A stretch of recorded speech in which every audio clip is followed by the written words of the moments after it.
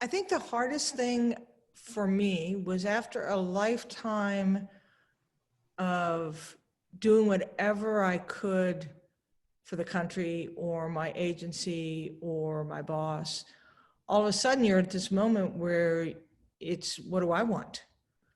I'm still the same person, but now it's my impetus that is going to drive. And for a lot of us, that's just a really hard question to answer.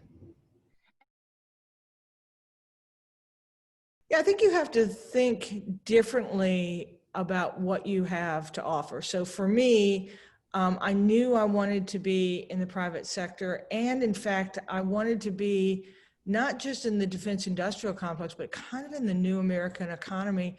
And so I had to think about how I represent the skills that I have, not in terms of the job that I did, because in some ways those don't translate. And I would also say, particularly for people in intelligence, it's a little bit sportier in some cases than it is for people in the military.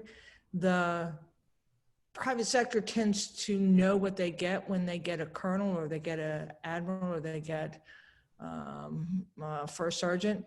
They don't necessarily know what they get when they get someone who has been a senior executive over a group in an intelligence organization. So being able to translate what you bring differently from just the titles of the job you've done.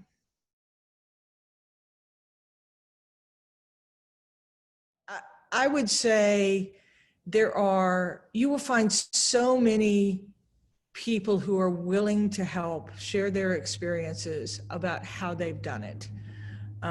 For me, my strength over my career is I always trusted myself more than I trusted the system.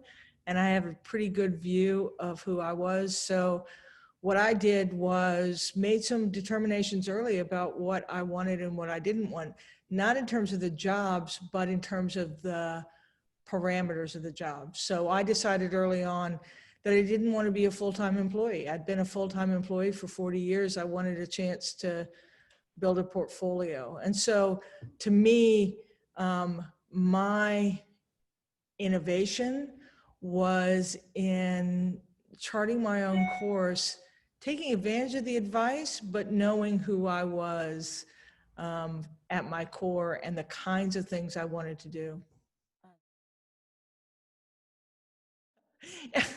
This seems to be a repetitive story with me. I think the best advice I got was advice I ended up not taking. The best advice was take some time, that you don't have to leap into the first thing. You want to give yourself some space. I did none of that. Now in my circumstance, I wasn't particularly ready to move. So I hadn't done the work of knowing really what I wanted to do. People knew that I was out sooner than I knew what I wanted. But this notion of taking the time, really do it.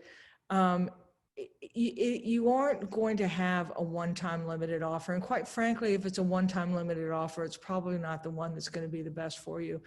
So talk to a lot of people, do a lot of thinking, do a lot of reading, preferably on a beach or a mountaintop or by a lake, and just be patient both with yourself and the world unfolding around you. It's a pretty fun ride. It is.